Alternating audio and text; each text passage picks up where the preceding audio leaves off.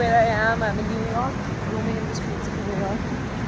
And you know, I reached here yesterday, had a very chilled out day, relaxed in the room, slept, and just came out for dinner. And it's just been relaxing, walking down these streets. And I was just thinking of the memories I have from being in New York when I was working with Deloitte. I mean, I am so thankful. I stayed at like finest properties. I think it was the Renaissance Marriott at Times Square that I was staying in. This beautiful property right in the middle of the action, right?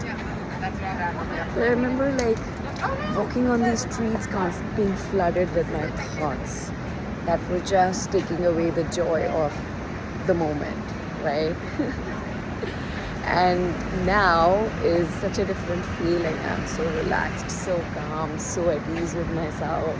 There isn't an agenda in my mind. It's just really to enjoy this moment and flow with whatever comes up, right? And sometimes we think it's, you know, somebody could look at me and say, oh, because now you have your own business, that's why. But you know what I realized? None of that matters. It's never about the external circumstances. It's never about the job. It's never about the business, the kind of work you're doing, the kind of financial situation you're in. All of these are just external factors that seem to be relevant or important. But actually, what's most important is how you're navigating your thoughts, how you're directing your thoughts, the quality of your state of mind, your emotions is directly dependent on the kind of thoughts and feelings that you're practiced in having day to day. And when new circumstances come, they trigger the same kinds of thought patterns and same kind of feeling patterns that your brain and body are used to, right?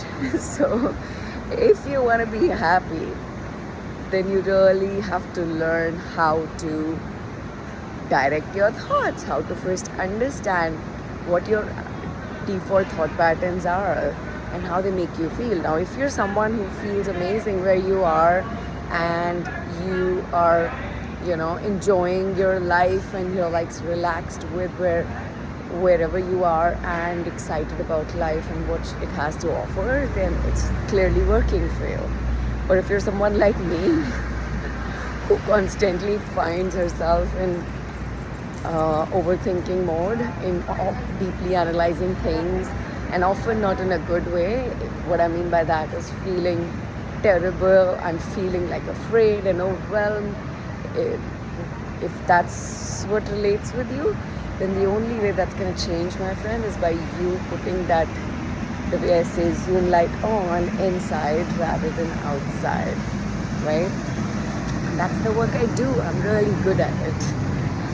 I have been such an overthinker all my life that I have found ways that can actually reduce the suffering and reduce the overthinking drastically. So you don't have to spend all the time and effort and energy that I spend, and you don't have to suffer as much as I did before I discovered these. So if this is something that resonates with you, then this is the work I do and I'm really good at it.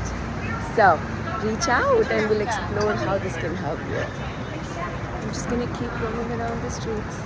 Goodbye.